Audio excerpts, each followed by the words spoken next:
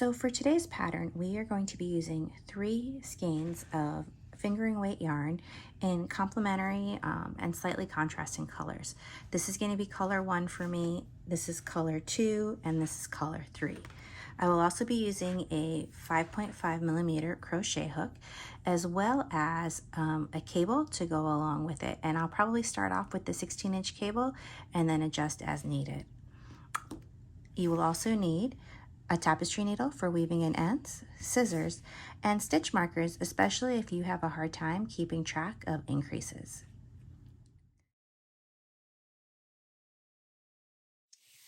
So I want to chat with you a little bit about the yarn that I chose for this project and to tell you a little bit about what you'll need, and I thought I would do that best by showing you the finished product. For this piece, I used 3 skeins of fingering weight yarn, and I chose colors from Montana Crochet. I used her gray wolf, this is American Robin, and then this is Bighorn Sheep. I actually ended up changing this to a slightly lighter color than the one that I had originally decided on because I needed more of a contrast. So it's really important that color 2, which is the second color that we're going to be using, has a good contrast between color 1 and color 3, because that's what you're going to be using when you work up your pattern. Color 2 will always be the contrast color. So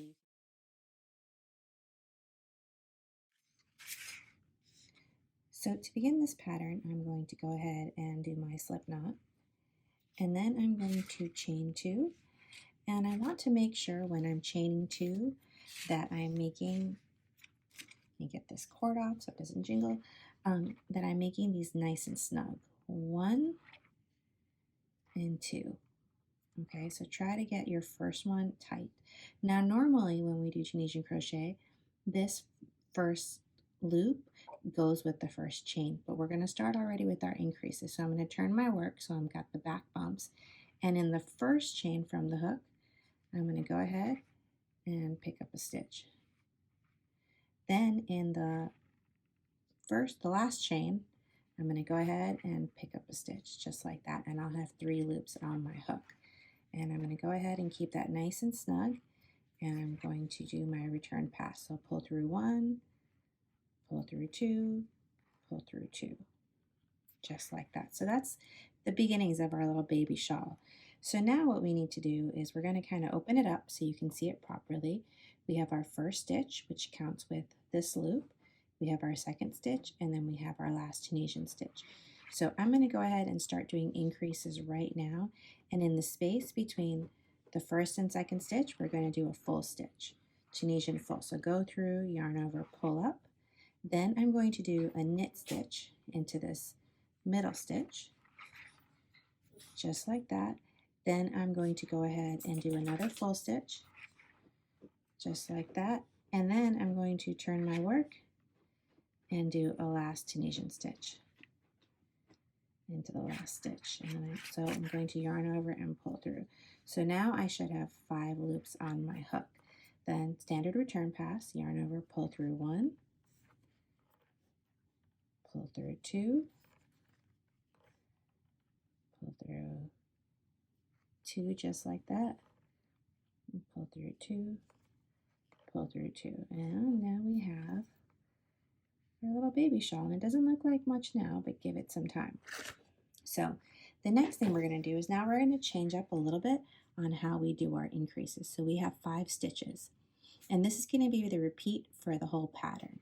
So the first stitch is your live loop. Into the next stitch, you're going to do a Tunisian knit, pull up a loop, and then in the same stitch, you're going to do a simple stitch. So go through that front vertical bar from right to left. Then in all stitches across until you have 2 stitches left, you're going to do the Tunisian knit stitch. So that's my stitch. I'm going to go through there, yarn over, pull up a loop. So I'm going to keep doing that until I have 2 stitches left. Then in this second to last stitch, I'm going to go ahead, Tunisian knit and Tunisian simple. And if you're not familiar with the Tunisian knit and Tunisian simple, I will put descriptions. I will put links in the description box below to show you how to do those stitches. Then we're going to turn our work to the side, and we're going to go through the 2 vertical sidebars for our last Tunisian our last Tunisian stitch, yarn over and pull up a loop. Now we should have 7 stitches. So standard return pass, 1, yarn, pull through 1, pull through 2, pull through 2, pull through 2, and we're going to keep doing that until we have only 1 stitch remaining. Okay, now it's a good idea to keep this side from being loosey-goosey, which it kind of looks like right now, to make sure this is nice and tight. And if you're not sure, so when I do my increase, so remember the first stitch is an increase. I'm going to go ahead, Tunisian knit, Tunisian simple. If you find that you're crocheting loose, take a second and just tighten it down, just like that. You can see that there's still a little bit of give in this, so I'm just going to pull them tight, just like that, so that's perfect. Then it's really important that you don't miss the simple stitch from the row before, so make sure you catch that one, and if you need help finding it, put a stitch marker on it. That's going to always be your 3rd stitch in. I'm going to keep doing my Tunisian knit all the way across till I have 2 stitches left. And then in this last stitch, I'm going to go ahead and do my knit and my simple. Then in the last stitch, we're going to turn our work. Look for those 2 side vertical bars, and it can be a little bit hard when you're working with fingering weight, but that's 1 and that's 2. And then yarn over, pull up a loop, and we should have 9 stitches.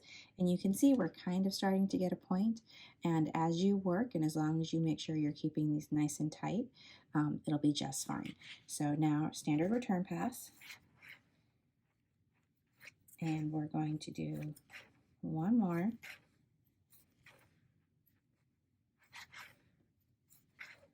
Row, and then we're going to just start this row so you can see. So again, we have our live loop that goes with our first stitch. Into the next stitch, we're going to do our increase, so Tunisian knit, then through that vertical bar, Tunisian simple, just like that. Then don't forget, this is your little simple stitch from the last row. Don't forget to pick up a loop there. Then we're going to just knit stitch, going through both stitches all the way until we have 2 stitches left. In the second to last stitch, increase again, Tunisian knit, and then into the same stitch, Tunisian simple stitch. Then turn your work, and you're going to see those 2 vertical bars. Go through both, yarn over, pull up a loop, and now we have 11 stitches. So I'm going to keep working on this, and you'll do this until we get to a point in the pattern where we're going to introduce color 2. So remember to always make sure you're not missing that Tunisian simple stitch from the row before. If you need to put a stitch marker on it, do so you don't forget it. You'll always have an odd number of stitches, and every row you'll increase that by 2. That's why we have 11 here now. So 1, 2, 3, 4, 5, and then 6 on the side, so 11. We're going to introduce the second color in a very new way. So once I get to that point, I will come back and show you. So I have 2 stitches on my hook on my last return pass, and we're going to actually start working on our color changes now.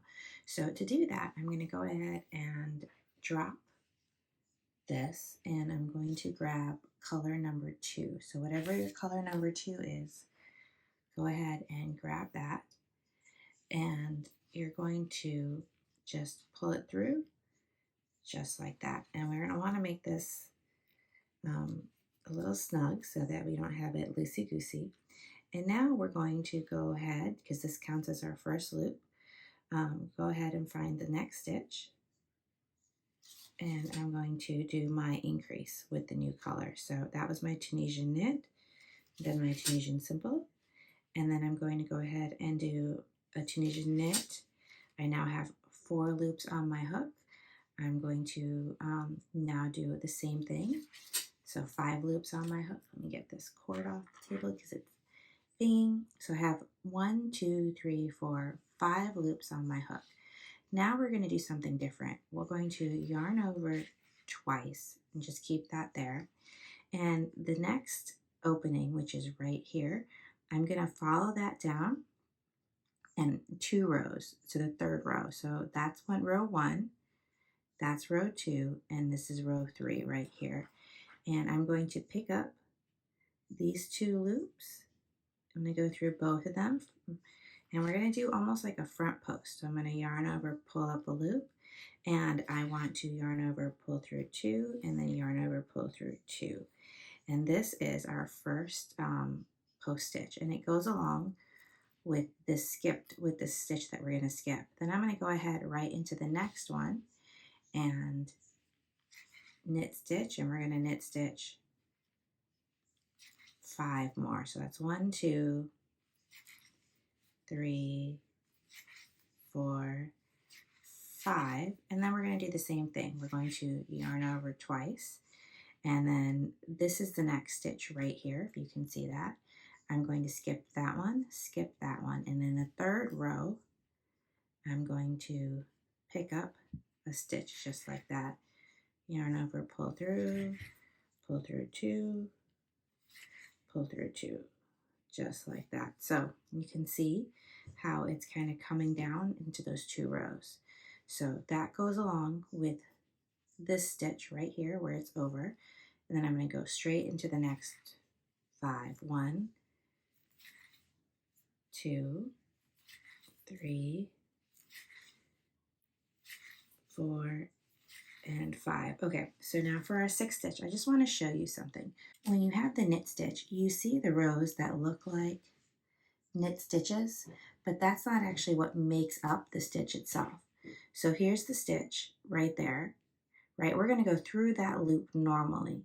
When we go through that loop, we actually create this braided look.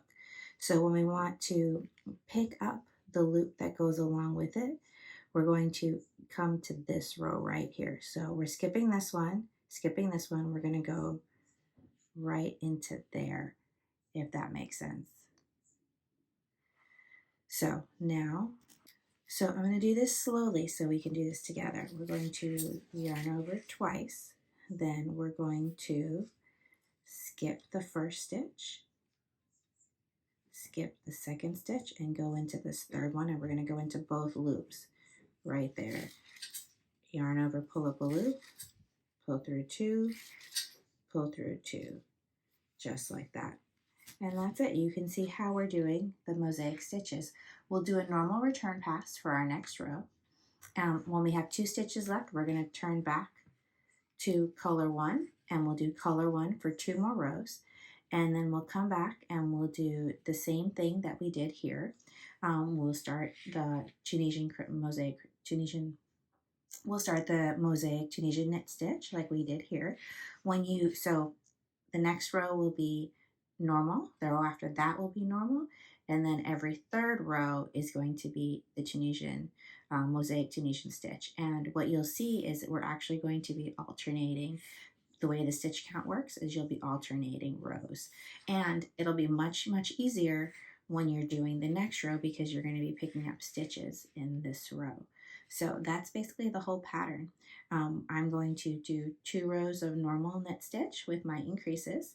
Then I'm going to do the next row of Tunisian mosaic stitches. And then I'm going to do that for a while, and then I'll meet you back and show you what the next step is. So after you finish the mosaic Tunisian crochet section, you're going to go ahead and in color 2, you're going to do a repeat section, and you're just going to do the regular Tunisian knit stitch and follow the pattern for how many rows. Then what you're going to do is introduce color 3 for the Tunisian mosaic part. So you can see how I worked color 3 into here, keeping color 2 in the background. Then the last part will be switching to color 3, and then bringing color 2 back for a little bit of contrast. So I did my bind off as for the Tunisian knit stitch. If you're not sure how to do a bind off, you can watch some of my other videos, especially if you look at the Sweet Spot shawl. That video will show you how to do this bind off perfectly. So here's the final product, as you can see, and I'm in love with this shawl. The fingering weight makes it so light and full of drape, and we used a hook size large enough to kind of continue giving that wonderful drape. Now, with all Tunisian crochet products, it's super important that you block your work. You can steam block. I prefer to wet block. It really gets rid of that dreaded Tunisian curl, and the drape that you get afterwards is amazing. You can use any type of wool wash that you want when you wet block. You can use Eucalan, Soak, both are great brands, and they come in some amazing scents. I hope you found this video tutorial helpful. If you did, please give it a thumbs up. Also, please do subscribe to my channel. It does help me grow. Thank you, and happy crocheting!